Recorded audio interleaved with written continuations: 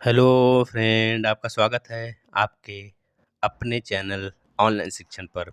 मित्रों, आपके दुआ से थोड़ा-सा सेहत में सुधार हो रहा है। आप लोग बिल्कुल चिंता ना करें और रिवीजन पे थोड़ा-सा फ़ोकस करके पढ़ाई कर लें।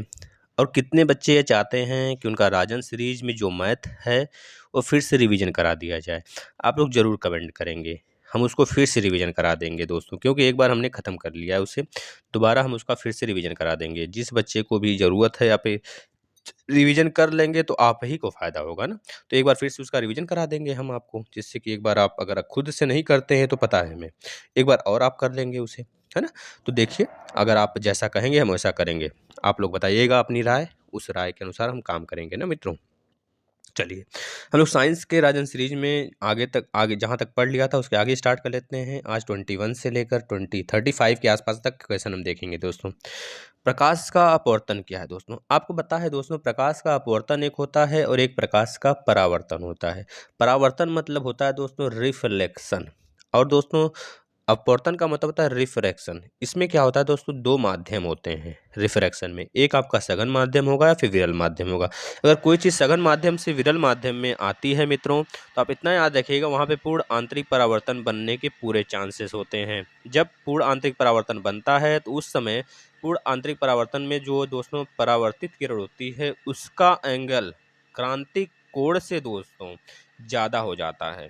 क्रांतिक कोण तो 90 डिग्री के आसपास होता है, लेकिन क्रांतिक कोण से जहाँ पे हम ज़्यादा गए, मतलब जिस माध्यम में आती है प्रकाश की रेज, उसी माध्यम में जब निकल जाती है दोस्तों, तो उसको हम कहते हैं पूर्ण आंतरिक परावर्तन दोस्तों, है ना? तो याद रखेंगे मित्रों, यह कब होता है? जब ठोस से यानी कि सॉलिड से यानी कि सघन माध्यम से विरल माध्यम में जब कोई रे आती है दोस्तों, याद रखेंगे मित्रों। और जब प्रकाश अपवर्तन क्या होता है इसके बारे में देख लेते हैं। जब प्रकाश की किरण एक माध्यम से दूसरे माध्यम में प्रवेश करती है तो दोनों माध्यमों को पृथक करने वाले तल पर अभिलंबवत आपतित होने पर बिना मुड़े सीधे निकल जाती है, किंतु तिरछी आपतित होने पर वे अपनी मूल दिशा में विचलित हो जाती है। जैसा कि आपको पता है, जब वो सघन से विरल माध्यम में आता है, सघन माध्यम से जब विरल माध्यम में आती हुई कोई प्रकाश की किरण दोस्तों, तो क्या हो जाती है कि सघन से विरल में आने की वजह से दोस्तों अपने अभिलंब की तरफ मुड़ जाती है ना? लेकिन जब विरल से सघन में आती है तो अभिलंब से दूर चली जाती है मित्रों। जो प्रकाश की किरण, याद रखेंगे मित्रों, जब वो अभिलंब के पैरेलली आती है, बिल्कुल अभिलंब के बिंदु से होकर गुजरती है, तो सीधा निकल जाएगी, उस पे कोई इफेक्ट नहीं पड़ेंगे, वो मुड़ेगा भी नहीं, कहीं विचलित भी नहीं होगा। लेकिन अगर वो थोड़ा सा टिल्ट होके जब गुजरती है, जब स्ट्राइक होती है, तो अपने माध्यम से सेकंड माध्यम में जाते समय विचलित हो जाती है।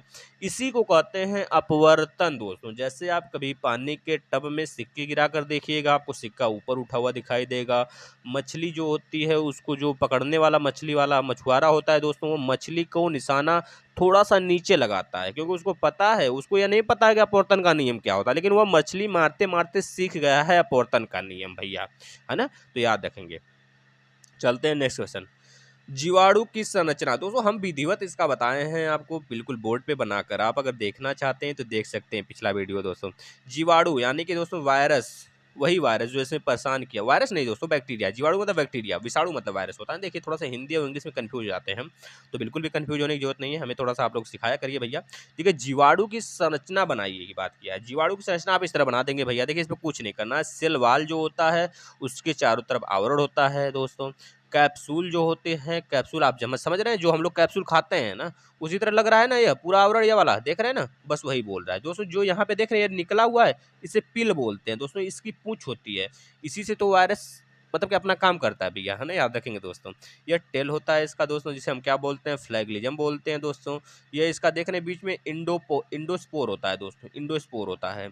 सेल मेम्ब्रेन दोस्तों बीच में होते हैं, याद रखेंगे दोस्तों। साइटोप्लाज्म इसका सेकंड, इसमें 4-5 लेयर होते हैं, तो जो पहला लेयर होता है उसे साइटोप्लाज्म बोलते हैं दोस्तों, है ना? याद रखेंगे दोस्तों।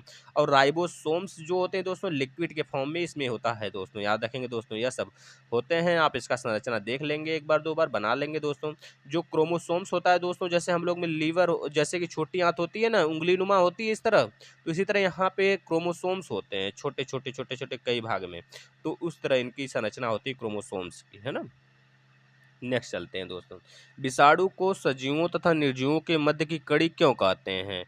तो इसका राइट आंसर बता दें कि विषाणु सजीवों तथा निर्जीवों दोनों का लक्षण रखते हैं इस वजह से, क्योंकि जब तक वो बाहर हैं बॉडी के तब तक वो निर्जीव स्टेट में होते हैं। जैसे वो बॉडी के अंदर एंट्री करते हैं, मल्टीप्लाई करना स्टार्ट कर देते हैं अपने आप को, वह सजीव अवस्था सजीव अवस्था में आ जाते हैं, जिससे कि उनकी जो उनकी दोस्तों संख्या होती है वो मल्टीपल होने लगती है। एक है तो एक से दो हो गया, दो से चार हो गया, चार से दोस्तों आठ हो गया, आठ से 64, आठ आठ 64 हो गया।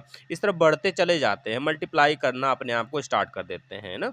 आप सुने होंगे कि ल्यूकीमिया नामक डिजीज हो गया, जिसको बहुत ज़्यादा ब्लड हो जाता है तो ब्लड कैंसर को ल्यूकीमिया डिजीज के नाम से जानते हैं, है ना। है ना? तो याद रखेंगे दोस्तों, किसी को ब्रेस्ट कैंसर हो जाता है या अधिकतर महिलाओं में होता है दोस्तों, ब्रेन ट्यूमर होता है, वो भी एक तरह से कैंसर का ही एग्जाम्पल है ना? तो आप समझ सकते हैं दोस्तों। अब देखिए विषाणु में सजीवों का लक्षण क्या होता है, जैसे कि न्यूक्लिक अम्ल पाया जाता है, उनको अगर सजीव हैं तो उसमें न्यूक्लिक अम्ल पाया जाएगा, नहीं कि न्यूक्लिक एसिड। सजीवों के भांति ताप, दाब तथा रसायन का प्रभाव उन पर होगा, अगर ताप बढ़ाएंगे तो उनकी संख्या कम भी हो सकती है, ज़्यादा भी हो सकती है, जैसे कोरोना ससुआ है, इसको इसको देख रहे हैं ना। तो जिसको पकड़ रहा है, पता चला स्टार्टिंग में भैया ताप से मर जाएगा, फिर पता चला ससुरा ये ठंड आएगा तब मर जाएगा, लेकिन कुछ इस पे इफेक्ट ही नहीं पड़ा, ससुरा फिर बढ़ने लगा, फिर हम लोग का जिंदगी नरक करने लगा ये ससुरा। इसको मार के भगाना है भैया, अपने आप को सेफ करना है, तभी भागेगा। सजीवों की भांति ताप का भी इस पे इफेक्ट पड़ता है, दाब का भी पड़ता है, और रसायन केमिकल्स बहुत सारे इफेक्ट, जैसे आपने फ्रूट्स वगैरह जो खाते हैं तो क्या होता है, अंदर जाके पचता है ना, तो पचना मतलब क्या, रासायनिक क्रिया ही होती है, भौतिक क्रिया थोड़े होती है कि फिर से वो बन जाएगा निकाल देंगे, तो ऐसा थोड़े होता है, रासायनिक क्रिया ही होती है। तो इस तरह से हम लोग बहुत सारे अपना कह लीजिए घर के नुस्खे अपनाकर बच सकते हैं। तीसरा बोला है, सजीव कोशिका के अंदर जाने पर सक्रियता से सजीवों के समान इसमें एंजाइम तंत्र का प्रयोग होता है दोस्तों, याद रखेंगे दोस्तों। और विषाणु विषाणु मतलब दोस्तों वही वायरस होता है, याद रखिएगा। ये हमारे पता है ना, आप देख रहे होंगे कि लंग्स वगैरह बहुत ज़्यादा इफेक्ट हो जाते हैं, जैसे लंग्स हो गया, हमारे जो दोस्तों श्वसन नलिका है वो बहुत ज़्यादा इफेक्ट हो जाती है। लंग्स में जो आपका कह लीजिए जो आपका दोस्तों क्या बोलते हैं इसको, फायरिंग्स लैरिंग्स हैं। फायरिंग्स लैरिंग्स तो मान लीजिए आवाज़ साउंड की होता है, फायरिंग्स जहाँ पे जुड़े होते हैं वो बहुत ज़्यादा इफेक्टेड होता है, उसमें जाके विलाई नामिक क्या कहते हैं, विलाई करके एक छोटे छोटे उसमें पार्ट होते हैं दोस्तों, उसमें जाके जम जाते हैं, और हमारे श्वसन में कह लीजिए जो बलगम होता है ना, बलगम के रूप में होते हैं, जो कि बलगम बना देते हैं, सांस लेने में बहुत ज़्यादा प्रॉब्लम्स क्रिएट कर देते हैं, और हम सांस लेने में दिक्कत जब महसूस करते हैं तो वही हो जाता है, कहा जाता है सांस वाला बीमारी हो गया ससुरा को, है ना, ये मरने वाला है। तो इस तरह देखते हैं, ऐसी संरचनाएं देखने को हमको मिलती हैं। विषाणुओं का क्रिस्टल बनाना दोस्तों, ये क्रिस्टल बनाने लगते हैं। जीवद्रव का न पाया जाना दोस्तों, इसका लक्षण होता है जीवद्रव का न पाया जाना। दोस्तों नेक्स्ट बात कर लेते हैं 24 नंबर क्वेश्चन, जीवाणु को पादप जगत में क्यों रखा जाता है दोस्तों, पता है आपको क्यों रखा जाता है? क्योंकि बैक्टीरिया होता है ससुरा, बस इतनी बात है सर, नहीं और बात है, देखिए क्या है। वास्तव में ये जीवधारी होते हैं दोस्तों, क्योंकि ये विषाणु की तरह थोड़े होते हैं कि निर्जीव में रहेंगे सजीव में रहेंगे, ये दोनों स्टेट में नहीं होते हैं, ये केवल सजीव में होते हैं, याद रखेंगे। जीवाणु मतलब बैक्टीरिया, आप देखते होंगे दही में हो गया, कर्ड जो बनते हैं दही, और आपको पता है दूध अगर फट गया तो बैक्टीरिया के कारण ही फटता है ना। तो बहुत सारे, जैसे कि हम लोग बहुत सारे केमिकल रिएक्शन कराते हैं खाना पीना, मतलब कि पौधे को, जैसे कि आपका पालक की सब्जी, हरी सब्जियां जितनी हो गई, वह सब विषाणु से ही बना है। जितने भी हम लोग फूड अपना लेते हैं ना, सब कुछ बैक्टीरिया का ही कमाल होता है। कुछ खाने वाले बैक्टीरिया होते हैं, कुछ नुकसानदेह होते हैं, तो नुकसानदेह जो होते हैं वही हम लोग को हानि पहुंचाते हैं। खाना तो चाहिए बैक्टीरिया को भैया, जो एलगी वगैरह होते हैं ना, वो बैक्टीरिया का ही रूप होता है ना। जीवाणु वास्तव में जीवधारी होते हैं, इसमें पौधों एवं जंतुओं दोनों का लक्षण पाया जाता है। जीवाणुओं में कोशिका भित्ति के पाए जाने के कारण इसे पादप जगत में रखा जाता है दोस्तों। इसमें कोशिका भित्ति यानी कि न्यूक्लियाई पाई जाती है, जैसे हमने आपको बताया था आरबीसी, डब्ल्यूबीसी और प्लेटलेट्स। आरबीसी, डब्ल्यूबीसी और प्लेटलेट्स मतलब एरिथ्रोसाइट, जिसकी संख्या अगर हमारे शरीर में 1.5 लाख से कम है भैया, तो प्लेटलेट्स डाउन होंगे, इधर उधर भर आ जाएंगे, जैसे हम भर आते हैं, अभी देखिए ना, हम भर आ जाते हैं इधर उधर, है ना। तो लेकिन हम चलते उलते नहीं उतना, तो बता देंगे प्लेटलेट्स जो होते हैं, प्लेटलेट्स जो होते हैं भैया, इसको बोलते हैं एरिथ्रोसाइट, इसे ल्यूकोसाइड बोलते हैं, इसे थ्रोम्बोसाइड बोलते हैं आरबीसी को ना। तो याद रखेंगे, इसका इन तीनों का रेशियो होता है 600:1:40 होता है, याद रखेंगे। तो सबसे ज़्यादा आरबीसी संख्या में होती हैं। इसका जीवन काल 20 से 120 दिन होता है, और इसका जीवन काल भैया होता है 2 से 4 दिन होता है। इस ससुरे का जीवन काल जो होता है भैया, लगभग लगभग इसका बता देंगे, आप बताएंगे। अच्छा, प्लेटलेट्स का जीवन काल कितना होता है, बता देंगे, बताइएगा तो। नेक्स्ट चलते हैं दोस्तों। सूक्ष्म दोस्त या दुश्मन पर टिप्पणी लिखिए। सूक्ष्म जीव जो होते हैं दोस्त होते हैं या फिर दुश्मन होते हैं? दोस्तों ये दोनों होते हैं सूक्ष्म जीव।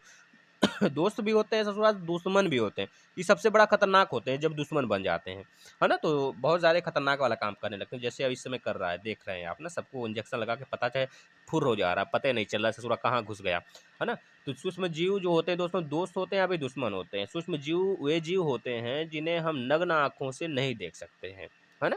इनको देखने के लिए हमें सूक्ष्मदर्शी का प्रयोग करना पड़ जाता है दोस्तों, वही जो माइक्रोदर्शी छोटा-सा लगा के हम देखते हैं, अंधेरा को लगाते हैं भैया, है ना? ऐसे लगा के देखते हैं, चश्मा में लेंस लगा लेंगे, है ना? बड़ा-बड़ा दिखने लगेगा। सूक्ष्मजीव हमारे लिए लाभदायक एवं हानिकारक दोनों होते हैं, है ना? यदि ये लाभदायक हैं, तो हमारे दोस्त होते हैं और यदि हानिकारक हैं, तो हमारे दुश्मन हो जाते हैं ससुरा सब। कुछ सूक्ष्मजीव जीवाणु हमारे लिए अत्यंत लाभदायक होते हैं, निम्न प्रकार लाभदायक होते हैं। कैसे अच्छा लाभदायक होते हैं? जीवाणु भूमि की उर्वरता शक्ति बढ़ाने में सहायक होते हैं। अभी हमने बताया ना कि पादप हो गया, बहुत सारे जीव-जंतु में पाए जाते हैं, जिसको हम लोग अपने फूड के रूप में पचाते हैं। दोस्तों 1 मिनट रुकिएगा थोड़ा-सा। चलिए, जीवाणु दूध को दही में भी बदलते हैं भैया, हाँ? दूध को दही में बदलते हैं? हाँ, बिल्कुल, बिल्कुल। दूसरी तरफ अगर जीवाणु को देखा जाए कि हानिकारक किस रूप में है, तो आपको पता है दोस्तों, जैसे टाइफाइड हो गया, पोलियो हो गया और दोस्तों खसरा हो गया, टीबी हो गया, ये सब क्या है? ये वायरल डिजीज़ है ससुरा सब। देखिए जो हमने बताया था आपको ट्रिक भैया, ट्रिक ना बोलिए भैया, देखिए आप लोग, पंडित का न्यू टीका ये तो हो गया जीवाणुओं के लिए ट्रिक हो गया दोस्तों, है ना? लेकिन अगर बात करें विषाणुओं के लिए, वायरस की डिजीज़ के लिए, वायरल डिजीज़ का ट्रिक हमने बताया था आपको। ए चाचा इनको डांटो नहीं, खरे गाल पे छापो। ए चाचा से चेचक, डांटो मतलब टाइफाइड, पोलियो, पीलिया जिसे जॉइंटिस बोलते हैं, खसरा, टीबी, है ना? डांटो, टो से टीबी। तो ये सब क्या हो जाता है? ट्यूबरकुलोसिस वगैरह आ जाते हैं वायरल डिजीज में मित्रों, है ना? ये सब हानिकारक होते हैं। तो सूक्ष्म जीव हानिकारक भी होते हैं और नुकसानदेह भी होते हैं। दोस्तों विषाणु किसे कहते हैं? यानी कि वही वायरस किसे कहते हैं? प्रोटीन प्लस न्यूक्लिक अम्ल मिलके बना देते हैं क्या भैया? विषाणु। प्रोटीन और न्यूक्लिक अम्ल, सर प्रोटीन मतलब नहीं खाएं? नहीं, प्रोटीन खाइए दोस्तों, लेकिन किसी भी मात्रा की जब अति हो जाती है ना, तो वो डिजीज का ही काम करता है ना? जैसे कि आपको पता है, जब आप एप्पल खाते हैं, तो एप्पल में आपको पता है कौन सा आप ज़्यादा जब खा लेते हैं, एप्पल में कौन सा अम्ल पाया जाता है? बता देगा कोई? एप्पल में कौन सा अम्ल पाया जाता है? कोई बता देगा? अम कौन सा अम्ल पाया जाता है दोस्तों एप्पल में? तो बहुत ज़्यादा आप खा लेंगे तो लेटरिंग वगैरह होने लगती है, मतलब बहुत ज़्यादा पचता नहीं ना है एप्पल है, वो एप्पल तो है तो हमारे लिए सेहत के लिए अच्छा है। एक एप्पल खाने से हमारे आरएनए, डीएनए ये सब बहुत मेंटेन होते हैं, है ना? डेली खाने से। अगर आप आधा भी खाते हैं तभी मेंटेन बहुत ज़्यादा रहता है, आपको बहुत ज़्यादा डिजीज़ वगैरह नहीं होते हैं। लेकिन एप्पल बहुत ज़्यादा खा लेंगे दोस्तों ना, तो पता है मैलिक एसिड उसमें पाया जाता है, मैलिक एसिड पाया जाता है एप्पल में, आपको पता होना चाहिए। नहीं पता है तो आप जान लीजिए। अच्छा विषाणु किसे कहते हैं? प्रोटीन प्लस न्यूक्लिक अम्ल बन के विषाणु बना देते हैं, बस यही तो होता है। विषाणु से क्या-क्या डिजीज़ होता है? अभी तो हमने बताया भैया आपको, ठीक बताया ना। ए चाचा इन्हें डाँटो मत, खरे गाल पे चापो। ए से एड्स हो गया, पोलियो हो गया, चेचक हो गया, अलग रोग हो गया, कैंसर हो गया, गलसुआ हो गया, है ना? खरे गाल पे छापो तो गलसुआ हो गया ना भैया। तो यही छोटी माता, बड़ी माता जिसे बोलते हैं, वही चेचक होता है ना? विषाणु का चित्र बनाइए। भई विषाणु का चित्र तो देखिए बहुत मुश्किल से बनता है। तो न्यूक्लिक अम्ल और प्रोटीन खोल इस तरह बना देंगे एक, है ना? बस सिंपल सा, यही होता है। नहीं तो कोरोना देख ही रहे हैं, टीवी वगैरह पे आता है, कोरोना का चित्र छाप देंगे, हो जाएगा काम। तम्बाकू का विषाणु है भैया, तम्बाकू में। तम्बाकू के विषाणु का नाम बता देंगे क्या? तम्बाकू के विषाणु का नाम याद है आपको? जो टोबैको होता है उसके विषाणु का नाम याद है? याद है तो बताइए नाम। नहीं याद है तो फिर वीडियो देखिए, रिवीजन करिए। जीवाणु भोजी किसे कहते हैं बताइए? जीवाणु भोजी एक प्रकार के वायरस होते हैं। जीवाणु भोजी के वे वायरस होते हैं दोस्तों ये, जो जीवाणुओं का भक्षण करते हैं, मतलब कि भोजन अपने रूप में ले लेते हैं। जीवाणु भोजी के संबंध में सबसे महत्वपूर्ण बात यह है कि जीवाणु भोजी गंगा जल में भी रहते हैं और जीवाणुओं को गंगा जल में पनपने नहीं देते हैं, है ना? याद रखेंगे दोस्तों, जीवाणु भोजी होते हैं जो कि जीवाणुओं को पनपने नहीं देते हैं। इस वजह से हम बोलते हैं ना, गंगा के पानी बहुत शुद्ध है। इस समय अगर पी लेंगे ना, हो जाएगा कालरा, क्योंकि पता है उसमें बहुत ज़्यादा मल मूत्र बहुत ज़्यादा बहते हैं। तो जिससे कि कालरा तो निश्चित होना सबको दोस्तों, क्योंकि पता है ना, अब गंगा गंगा पहले वाली गंगा नहीं रही। अब गंगा वो पवित्र नहीं रही दोस्तों, अब गंगा अपवित्र हो चुकी है। आपको पता होना चाहिए, गंगा जल आपने मूवी देखा होगा, अरे गंगा बहुत पवित्र, अरे ठेंगा पवित्र है, जाकर पी लीजिए तो पता चलेगा। ये 2-3 दिन में कोरोना का बाप नहीं पकड़ लिया तो कहिएगा। जीवाणु भोजी की उपस्थिति के कारण ही गंगा जल पवित्र होते हैं। हम अपने नल का पानी 2 दिन से 4 दिन रख दें तो पानी में जीवाणु पनपने लगते हैं और पानी से दुर्गंध आने लगते हैं। लेकिन गंगा जल को सालों-साल रखने पर भी उसमें दुर्गंध नहीं आते हैं और पानी सड़ता नहीं है, क्योंकि इसमें जो है दोस्तों जीवाणु भोजी पाया जाता है। दोस्तों अगर आप तट से गंगा जल के पानी ले रहे हैं तो कभी मत लीजिएगा। हम आपसे भी दोस्तों बता रहे हैं, चेतावनी दे रहे हैं, अगर आप तट से लेते हैं किसी भी, जैसे कि बनारस में तट पे, कानपुर में तो बहुत ज़्यादा प्रदूषण है। कानपुर तट पे दोस्तों, इलाहाबाद के तट से अगर पानी लेते हैं तो समझ लीजिए आप एक तरह से दोस्तों विष ले रहे हैं, विष। दोस्तों एक तरह से समझ लीजिए आप अपने आप को बहुत खतरे में डालने वाले हैं। तो कभी अगर आपको लेना भी हो तो किसी भी जो नाय खेवक वगैरह होते हैं ना, उनसे कहिए बीच में से पानी लेकर आए, मुझे दे दे। तो वो पानी शुद्ध हो जाता है ना, शुद्ध होता है। जीवाणु क्या है दोस्तों? स्पष्ट करें। जीवाणु पता है दोस्तों, बैक्टीरिया को ही कहते हैं। हमने अभी आपको बताया। और जो आपके विषाणु होते हैं, वायरस होते हैं, एक कोशिकी होते हैं दोस्तों, यह एक कोशिकी होता है। कुछ लोग कहते हैं जीवाणु पौधा है और कुछ लोग मानते हैं जीवाणु जंतु है, परंतु वास्तविक में यह दोस्तों दोनों का ही रूप होता है। पौधों तथा जंतुओं का लक्षण दोनों में होता है, मतलब दोनों इसमें होता है, पौधों हो जंतु दोनों का लक्षण इसमें होता है। जीवाणुओं में पौधों का लक्षण यह है कि उसमें इसमें कोशिका भित्ति पाई जाती है, जो केवल पौधों में ही पाई जाती है कोशिका भित्ति, और जंतुओं में यह दोस्तों गमनकारी होते हैं, मतलब एक जगह से दूसरी जगह जा सकते हैं। इस वजह से जीवाणु भी हो गए। तो याद रखेंगे कोशिका भित्ति केवल पौधों में पाई जाती है। याद रखेंगे दोस्तों, इस वजह से यह पौधे के रूप में भी हो गए, और जीवाणु एक जगह से दूसरी जगह गमन भी कर सकते हैं, इस वजह से यह जंतु भी हो गए। क्योंकि पौधे थोड़े गमन करते हैं, पौधे गमन करते हैं नहीं ना। तो एक तरह से पौधा के रूप में उसे कोशिका भित्ति मिल गया, और गमन करने से हम पता कर लिए जंतु है ना। वायु प्रदूषण से क्या आशय है? वायु प्रदूषण से आप तो देख ही रहे हैं क्या-क्या आशय भैया। वायु के भौतिक, रासायनिक तथा जैविक गुणों में होने वाले अवांछनीय परिवर्तन जो होते हैं, जीवों के प्रतिकूल प्रभाव डालते हैं या फिर अनुकूल प्रभाव डालते हैं। अगर प्रतिकूल प्रभाव डालते हैं तो वही कहते हैं वायु प्रदूषण, अगर अनुकूल प्रभाव डालते हैं तो कहते हैं भैया बहुत अच्छा ठंडी-ठंडी हवा लग रही है ना? कहते हैं ना भैया। तो इस तरह भैया समझ लेंगे कि देखिए वायु प्रदूषण जो होता है दोस्तों ना, सबसे ज़्यादा वायु प्रदूषण पता है कौन करता है? कार्बन डाइऑक्साइड करती है। इसको मान लेंगे, जो ग्रीन हाउस इफेक्ट वाली वीडियो हम बनाए ना, क्योटो प्रोटोकॉल, मॉन्ट्रियल प्रोटोकॉल, जो कनाडा वाला मॉन्ट्रियल प्रोटोकॉल है, क्योटो प्रोटोकॉल जो जापान वाला है ना, आप उसे देख लेंगे दोस्तों। मॉन्ट्रियल प्रोटोकॉल ओजोन से रिलेटेड है, क्योटो प्रोटोकॉल आपका ग्रीन हाउस इफेक्ट से रिलेटेड है ना दोस्तों। ये दोनों बातें आप देख कर जाएंगे, अगर नहीं देखेंगे तो भैया पछताएंगे बहुत ज़्यादा, इतना समझ लीजिए, है ना। देखिए क्योटो प्रोटोकॉल और मॉन्ट्रियल प्रोटोकॉल में बहुत ज़्यादा कह लीजिए देश को संगठन बना के काम हुआ था, कहा गया था कोप, जो आपका कॉन्फ्रेंस ऑफ पार्टी है, उसका आयोजन किया जाएगा हर साल। तो तो रहा है, देख रहे हैं कहाँ प्रदूषण कम हो रहा है? नहीं ना हो रहा है, बढ़ ही जा रहा है, दिन पे दिन बढ़ ही रहा है। तो आप देख रहे हैं अभी हाल ही में सूचना आई है कि 2 डिग्री सेंटीग्रेड हमारा टेम्परेचर बढ़ने वाला है 2050 तक। और 2 डिग्री सेंटीग्रेड जो अर्थ का टेम्परेचर अगर बढ़ गया ना, तो समझ लीजिए खाने वाली चीज़ें बहुत ज़्यादा ही विलुप्त हो जाएँगी, जो फल-फूल होती हैं। और समझ लीजिए बहुत ज़्यादा जीव-जंतु को भी विलुप्त हो जाएँगे, खत्म हो जाएँगे बिल्कुल। हम उसको, हमारे आने वाली पीढ़ी कहेगी भैया कुत्ता कुछ होता है, डॉग कहीं होते हैं कुछ? अगर कहेगा पता है क्या? चींटी कुछ होती है? तो पता है चींटी वगैरह अगर विलुप्त होने लगे भैया ना, तो समझ लीजिए मनुष्य का खात्मा निश्चित है, बहुत जल्द हो जाएगा। तो इस तरह आप थोड़ा-सा आप ध्यान दिया करिए।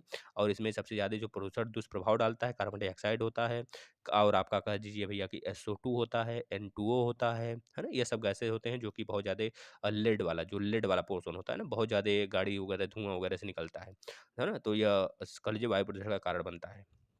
दोस्तों यहाँ पे देखिए आपसे कहा गया मोटर स्कूटर आदि के प्रयोग से निकलने वाले धुएँ जो होते हैं, नाइट्रोजन डाइऑक्साइड होते हैं, लेड होते हैं, हाइड्रोकार्बन होता है दोस्तों, जो वायु में मिलकर प्रदूषण उत्पन्न करते हैं दोस्तों। ये पूरा बातें आप लिख लेंगे, क्योंकि बताने से कोई मतलब नहीं है, पढ़कर बता ही देते हैं, तो फिर आपके सामने यह है ना, तो आपको बस फैक्ट बता देते हैं, आप देख लिया करिए इसमें। देखिए जो घरेलू कूड़े होते हैं, उसको अगर हम बाहर फेंकते हैं तो जो कह लीजिए कि जो अमोनिया बनता है, अमोनिया अमोनिया नहीं, आप क्या बोलते हैं, मेथेन वगैरह, जो चावल के खेत वगैरह से निकलते हैं, मेथेन हो गया।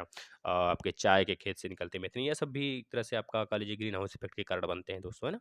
कल कारखानों से जो प्रदूषण निकलते हैं, ठोस पदार्थ हो गए, ठोस या फिर कह लीजिए कि मलमूत्र के रूप में जो निकलते हैं दोस्तों, ये सब के सब घरेलू कूड़ा करकट हो गया, स्वचालित वाहन हो गए, चिमनियों से जो, अब तो चिमनी रहा नहीं, लेकिन फिर भी बहुत सारे जगह है हमारे गाँव में नहीं, मतलब कि हमारे भारत में। हमारे गाँव में तो कह लीजिए कि बहुत सारे थे दोस्तों, अब विलुप्त हो रहे हैं धीरे-धीरे, क्योंकि गैस का प्रचलन हो गया ना, उज्ज्वला योजना के थ्रू 2015 में जो शुरू हुआ था, आप देख रहे हैं ना। सबको सबको गैस का कनेक्शन देकर बस एक-एक बार भड़का दिया गया, अब पता नहीं मिलेगा कि नहीं। देखिए वायु प्रदूषण का दुष्प्रभाव क्या होता है? तो बता दें कि कार्बन डाइऑक्साइड की मात्रा निरंतर बढ़ेगी तो ग्लोबल वार्मिंग बढ़ेगा। जीवाश्म ईंधनों को जलाने से कार्बन डाइऑक्साइड तथा कार्बन मोनोऑक्साइड निकलते हैं और कार्बन मोनोऑक्साइड पता है आपको कितना खतरनाक है? वो हमारे हीमोग्लोबिन को बहुत जल्दी घुल जाता है और हमारे लंग्स वगैरह, फेफड़े वगैरह को बिल्कुल जाम कर देगा। फिर स्वाहा हो जाएँगे तुरंत उसी जगह। इसके बाद कार्बन मोनोऑक्साइड को दमघोंटू भी कहा जाता है दोस्तों, क्योंकि आपको पता है ठंड के दिन में बहुत ज़्यादा केसेस वगैरह आते होंगे, बूढ़े-बुजुर्ग के देखते होंगे, आप ठंड में पेपर पढ़िएगा।